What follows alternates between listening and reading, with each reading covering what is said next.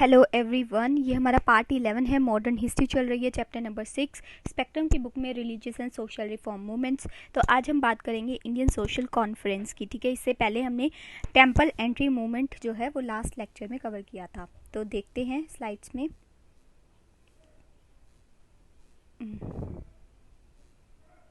हाँ जी, तो यहाँ पे आप देख सकते हैं ये इंडियन सोशल कॉन्फ्रेंस है यहाँ पे ये। ठीक है, गलती से मूवमेंट लिख दिया गया था।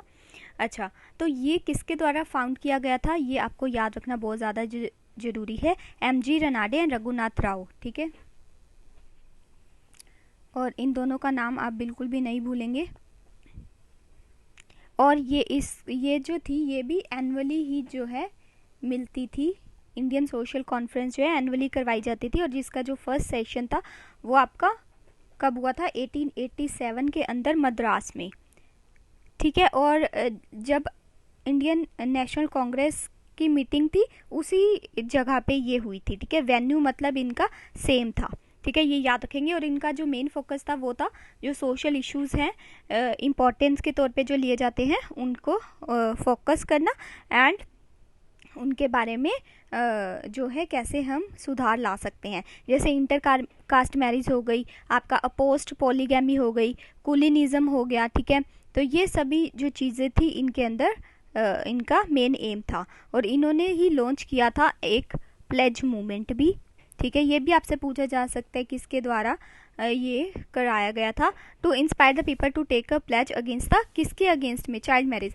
अच्छा, आपसे ये भी पूछा जा सकता है कि जो प्लेज मूवमेंट चलाया गया था वो किसके लिए था। ठीक है, तो चाइल्ड मैरिज को अपोज करता था ये प्लेज मूवमेंट। ठीक है, कि प्लेज ले लो कि वो चाइल्ड मैरिज नहीं करेंगे। तो ये सारा आप याद रखेंगे इंडियन सोशल कॉन्फ्रेंस के बारे में। अब हम बात करते हैं वहाबी मूवमेंट की। वहाबी मूवमेंट की जो है ना, हमने चैप्टर नंबर 17 में भी बात की थी। ठीक है, वहाँ पे भी काफ़ी अच्छे से मैंने समझाया था, आप जाके वो भी लेक्चर देख सकते हैं। तो अब इसमें बात करते हैं, ये आज भी हम इसको कवर करेंगे तो आपका पक्का भी हो जाएगा। ठीक है, तो शाह वाहिबी उल्लाह जो थे वो इंस्पायर्ड थे किससे, रिवाइवलिस्ट से। रिवाइवलिस्ट मूवमेंट लाना चाहते थे वो, क्योंकि वो वेस्टर्न इन्फ्लुएंसेस से प्रभावित थे, एंड वो जो इंडियन मुस्लिम्स थे उनके लिए कुछ करना चाहते थे। ठीक है, ये पहले इंडियन मुस्लिम लीडर थे 18th सेंचुरी में जिसने ऑर्गेनाइज करवाई twofold ideas of this movement. ठीक है, तो ये इन्होंने, ये 18th सेंचुरी की बात चल रही है। ठीक है, इसके अंदर इन्होंने दो चीज़ों पे ज़्यादा फोकस किया। पहला, desirability of harmony among the four school of Muslim jurisprudence which had divided Indian Muslim, जिसको जो इंडियन मुस्लिम्स को डिवाइड करता है ना, उसके ऊपर हारमनी मतलब पीस एंड हारमनी की इन्होंने बात की। कि जो भी जैसे डिवीजन होता है ना, जैसे हिंदूज में भी डिवीजन होता है, आपका ब्राह्मण हो गए, क्षत्रिय हो गए, वैश्य हो गए, शूद्रास हो गए। अब ये है तो सारे हिंदू, इनमें भी डिवीजन चल रहा है ना, वैसे ही मुस्लिम्स में भी चलता है। तो इनके अंदर अगर ये आपस में ही लड़ते रहेंगे, ऊंचा नीचा मतलब मैं ऊपर कास्ट का हूँ, मैं नीचे, तो अगर यही लड़ते रहेंगे तो फिर बाहर वाले लोग तो फ़ायदा उठाएंगे ना, जो ब्रिटिशर्स आए थे वो तो फ़ायदा उठाएंगे। इनमें पीस एंड हारमनी होनी बहुत ज़रूरी है। वैसे ही इन्होंने क्या किया, मुस्लिम्स के अंदर, जो इंडियन मुस्लिम्स थे उनके बीच में सबके अंदर जो है पीस एंड हारमनी होनी बहुत ज़रूरी है। ठीक है, ये इन्होंने एक तो मेन चीज़ लाई। ठीक है, दूसरी चीज़, recognition of the role of the individual conscience in religion where conflicting interpretations were derived from the Quran and the Hadith. तो उसके अंदर भी जो भी कन्फ्लिक्टेड चीज़ें थी उनके अंदर भी उनको कम करना, और कैसे एक जो इंडिविजुअल होता है उसका रोल क्या है सोसाइटी के प्रति, अपने रिलीजन के प्रति, उसको एनहांस किया इन्होंने।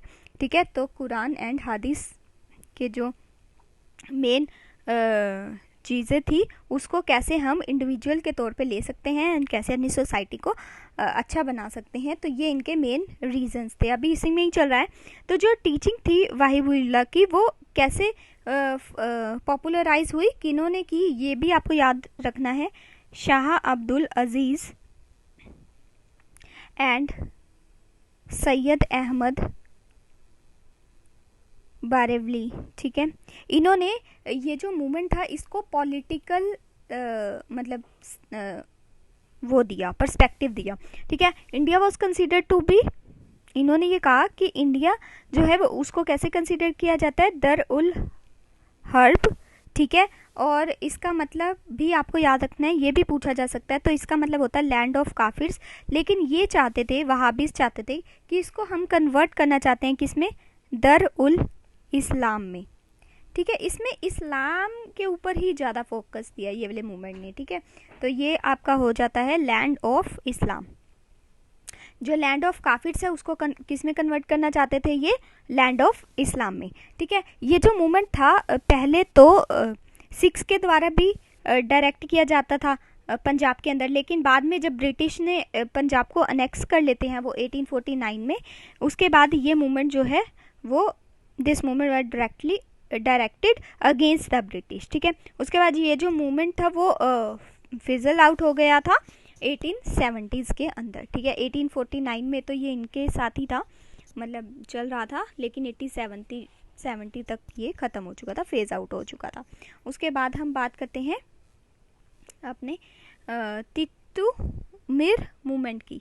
तो ये किसके द्वारा चलाया गया था, मीर निथार अली, जिसको टिट्टू मीर भी बोला जाता है। और ये कौन थे, ये डिसाइपल थे किसके, सैयद अहमद राय बरेवली, ठीक है। अब ये कौन थे जो डिसाइपल थे, ये फाउंडर थे किसके, आपके वहाबी मूवमेंट के, जिसमें हमें अब पहले भी हमने बात की। तो ये भी आपको याद रखना है कि वहाबी मूवमेंट में भी इनका मेन रोल था। तो टिट्टू मीर ने ऑर्गेनाइज कराई मुस्लिम पीजेंट्स जो कि बंगाल के थे against the Hindu landlords and British Indigo planters. तो ये कहाँ की बात हो रही है, आपकी बंगाल वाले रीजन की, ये भी बात करेंगे, आपको याद रखनी है। और जो इंडिगो प्लांटर्स थे और जो पीजेंट्स थे उनके अगेंस्ट में खड़ा किया, ठीक है। तो ये जो मूवमेंट था वॉज नॉट मिलिटेंट मूवमेंट नहीं था, ये भी आप याद रखेंगे। आपसे क्वेश्चन में स्टेटमेंट बन के आ सकते हैं, क्या ये एक मिलिटेंट मूवमेंट था, तो नहीं था। एक एक लाइन जो है वो आपको रटी होनी चाहिए, ठीक है। तो as per the British records made it to be, ये जो था only the last year of the Titu's life was the confrontation between him and the British police. उसके बाद जो ब्रिटिशर्स थे उन्होंने टिट्टू मीर को मार दिया था 1831 के अंदर, ठीक है। तो इसमें बस आपको इतना सा ही याद रखना है टिट्टू मीर मूवमेंट के अंदर कि इसका पूरा नाम, ठीक है, किसका डिसाइपल था, ठीक है। और ये जो थे इन्होंने वहाबी मूवमेंट में भी अपना योगदान दिया था, और किसके लिए था, ये ऑर्गेनाइज करवाया गया था मुस्लिम पीजेंट्स ऑफ बंगाल के लिए अगेंस्ट द हिंदू लैंडलॉर्ड्स जो उनको तंग करते थे, और जो ब्रिटिश इंडिगो प्लांटर्स थे वो भी उनको तंग करते थे, इसलिए ये चलाया गया था इसके द्वारा। मिलिटेंट मूवमेंट नहीं था, बिल्कुल भी नहीं था। 1831 में जब टिट्टू मीर को ये मार देते हैं तब ये ख़त्म हो जाता है मूवमेंट, ठीक है। उसके बाद नेक्स्ट हमारे पास आता है फेराजी मूवमेंट। ये जो मूवमेंट था फेराजी, इसका जो मेन वो था फेथ था वो किसके ऊपर था, Islamic pillars of faith, and किसके द्वारा फाउंड किया गया था, वेरी इंपॉर्टेंट, हाजी शेरात अल्लाह। और कहाँ पर था, वेरी इंपॉर्टेंट, ईस्ट बंगाल में, ठीक है, जो आपका आज बांग्लादेश वाली साइड है वहाँ पे। इनका एम यही था कि हमें इराडिकेट करना है सोशल इनोवेशंस जो कि मुस्लिम्स के अमंग चल रहा है। और किसकी लीडरशिप में अभी हमने बात की, ये जो हाजी इन्होंने तो ये स्टार्ट किया, लेकिन इनके सन का नाम था दूदू मियान।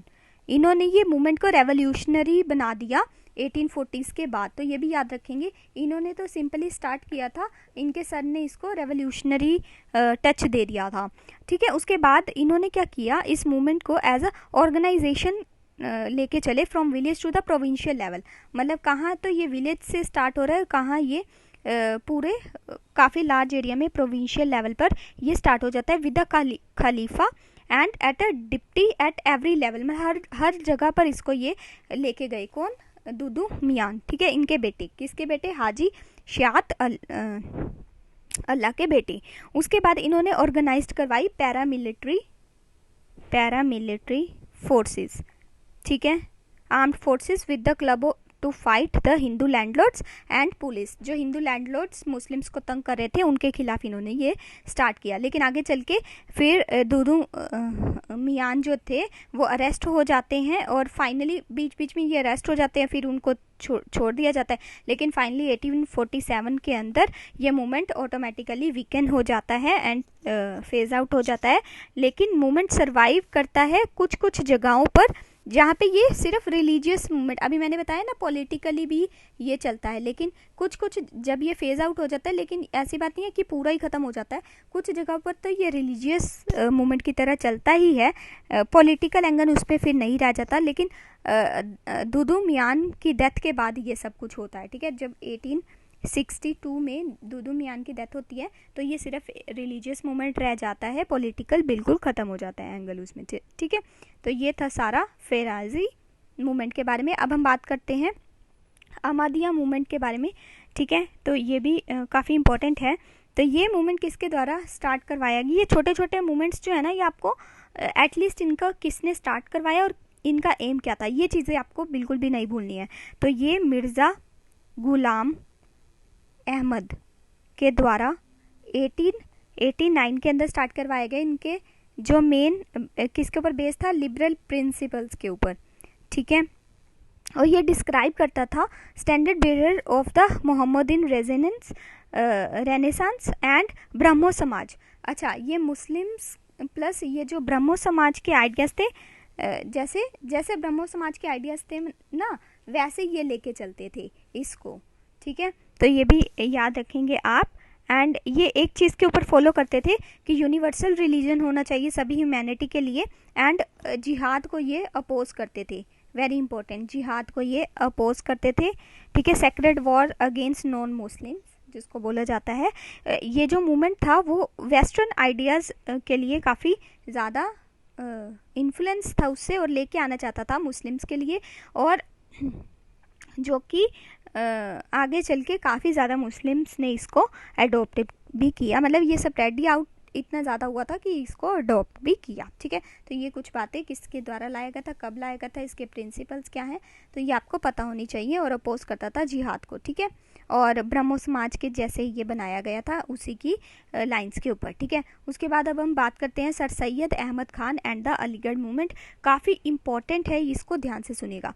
तो जो ऑफिशियल व्यू था, जो रिवोल्ट 1857 का हुआ था, उसके अंदर मुस्लिम्स जो थे वो मेन कॉन्स्पिरेटर्स थे, ठीक है। मुस्लिम्स ने बहुत किसको सपोर्ट किया? ब्रिटिशर्स को।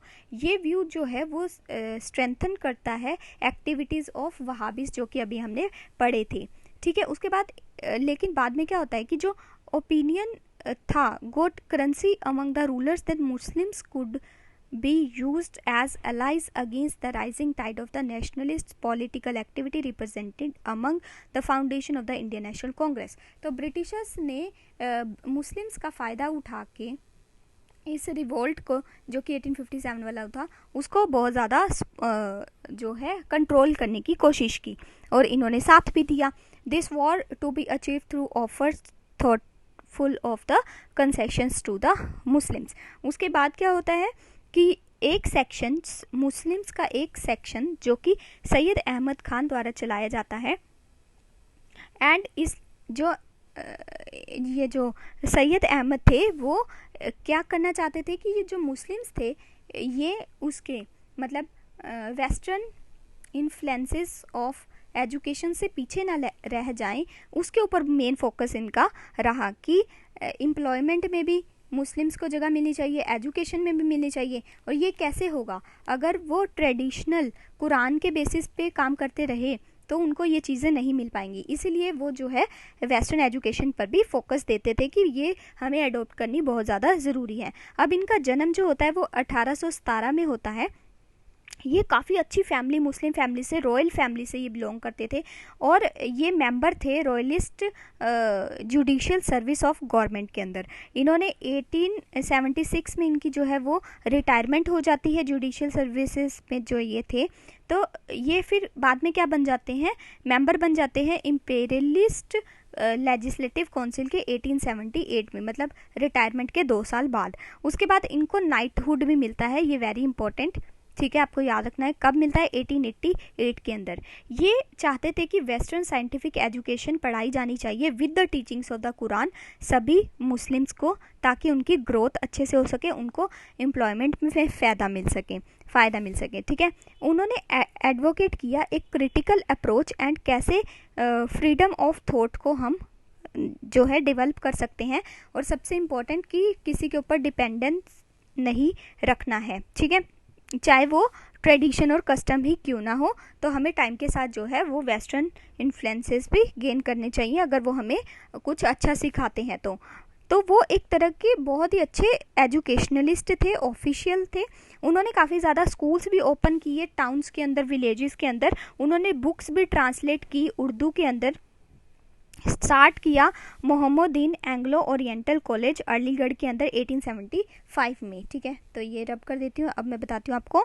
तो इन्होंने 1875 के अंदर अलीगढ़ में मोहम्मद एंग्लो ओरिएंटल कॉलेज जो है वो स्टार्ट किया।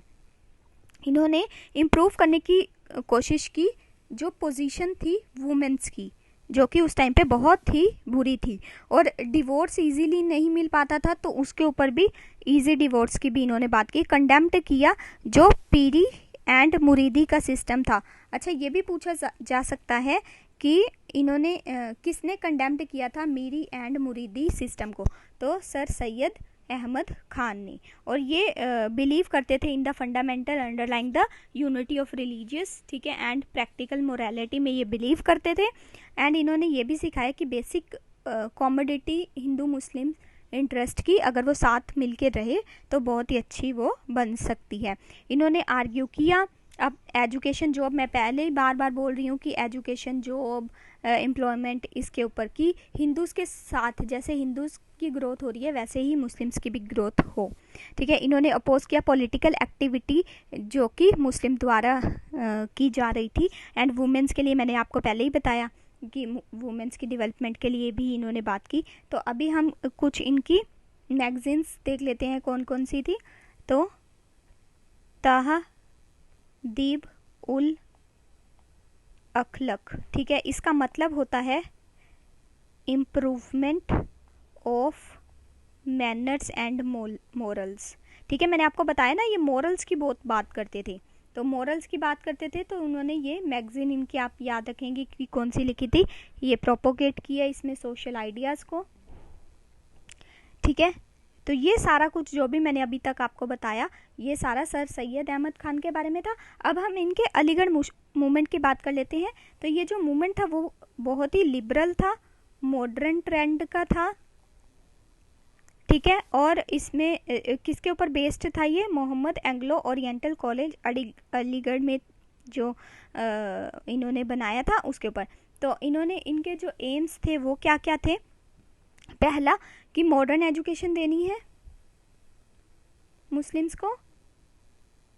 ठीक है, मुस्लिम्स को मॉडर्न एजुकेशन देनी है विदाउट वीकनिंग द इस्लाम। ऐसी बात नहीं है कि कुरान वगैरह को पढ़ो ही मत और सिर्फ मॉडर्न एजुकेशन ही लेते रहो, इसकी टीचिंग्स के साथ साथ हमें ये ग्रहण करना है। ठीक है, उसके बाद सोशल रिफॉर्म मूवमेंट्स में भी इनका काफ़ी योगदान रहा, जैसे पर्दा सिस्टम में, पॉलीगैमी में। ठीक है, उसके बाद विडो रीमैरिज में, वुमेन्स एजुकेशन, स्लेवरी हो गया, डाइवोर्स मैंने आपको पहले ही बताया था। तो इनकी जो आइडियोलॉजी थी वो काफ़ी ज़्यादा लोग फॉलो करने लग गए, एंड जिससे क्या हुआ, पीस एंड हारमनी भी बन के सामने आई इस्लाम के अंदर with a modern liberal culture.